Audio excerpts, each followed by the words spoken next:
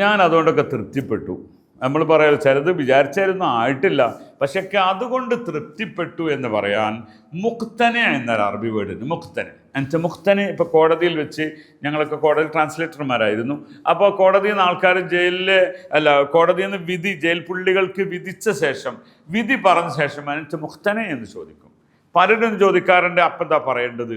ഞാൻ പറയാറുണ്ട്, നിങ്ങളുടെ കേസ് ദീർഘമായി പോകുന്നതിന് പ്രശ്നമല്ല. നിങ്ങൾക്ക് നീതി കിട്ടണമെന്നാണെങ്കിൽ നിങ്ങൾ ഗൈറ് മുഖ്തനെ പറഞ്ഞാൽ മതി.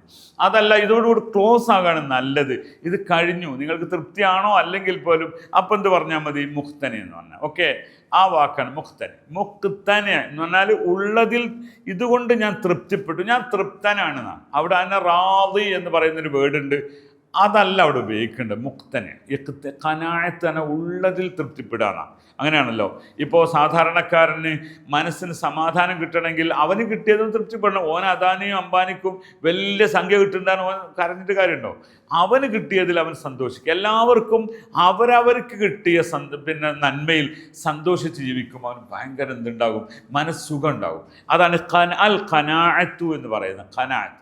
ഇപ്പം നമ്മൾ ചില ആൾക്കാരെ പറ്റി പറയും, അവനിങ്ങനെ മോശം, എപ്പോഴും പായേരം പറയാറ് ഞങ്ങളുടെ നാട്ടിൽ.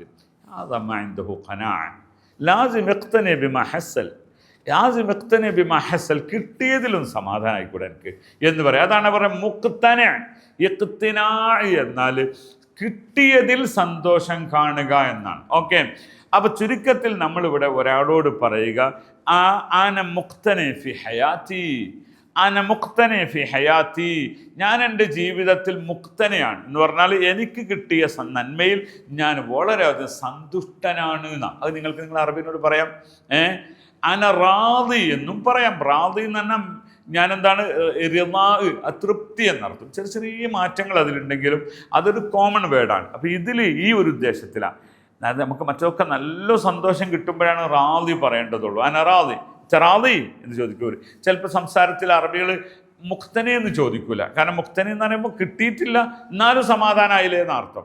അതേ സ്ഥാനത്ത് നിങ്ങൾക്കൊരു കാശും നിങ്ങൾക്ക് ഉദ്ദേശിച്ചതിനേക്കാളും ശമ്പളമൊക്കെ തന്നിട്ട് എന്താ റാദി എന്നാ ചോദിക്കുക. അനറാദി, അത് ഖനാഅത്തിന് മേലെയാണ്. കാരണം റിയലി ഫിസിക്കലി നമുക്ക് എന്തേത് എല്ലാം കിട്ടി. അപ്പോൾ അതുകൊണ്ട് പിന്നെ മുക്തനെ എന്ന് പറയാൻ പാടില്ല അവിടെ. കാരണം ഉള്ളതിൽ സമാധാനം തൃപ്തിപ്പെട്ടു എന്നാണ് മുക്തൻ്റെ അർത്ഥം. റാദിൻ്റെ അർത്ഥം എന്താണ്, എനിക്ക് സന്തോഷമായി എന്നാ, അതാണ് റാദി എന്നാണ്. ഓക്കെ, ജസാക്കുമുല്ലാഹു ഖൈർ, ഫി അമാനില്ലാഹ്, മഅസ്സലാമ യാ ഇഖ്വാനി.